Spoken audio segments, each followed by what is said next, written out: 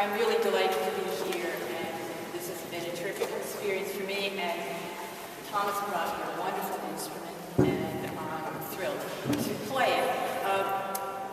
I'm not going to speak very long because I want to play music, but there's a couple of things I wanted to just mention about this instrument. First of all, I know there's, hey Lewis, I know that there's a certain prejudice against this instrument, that it's not considered very expressive, and I have a Mostel, so I know that they are different, and the Mostel has many things about it that would be great to include with this instrument, but that was not the way they built them.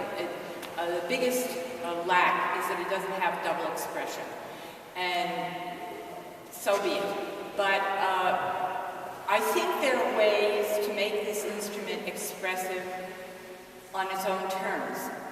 And the first way, and of course this applies to the Mostel as well, you have to have a feeling for how big your bellows are, how the bellows fill up, how the bellows exhaust, how you can strategically apply the air to a phrase, or even to an accent. You could get more accents on this instrument than you might have guessed.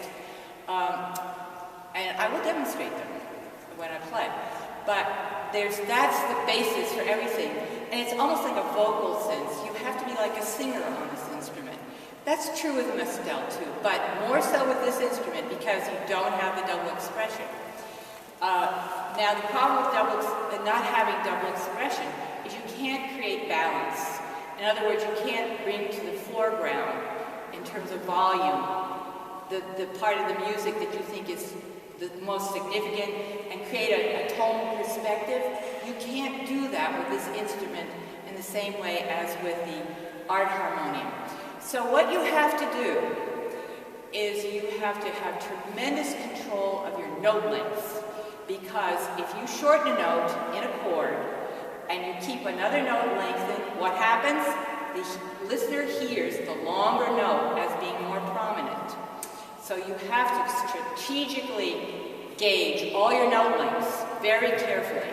Now the other thing you can do is you can use some of the devices that the early recorded pianists used, which are accentuation, delays, breaking of the hands.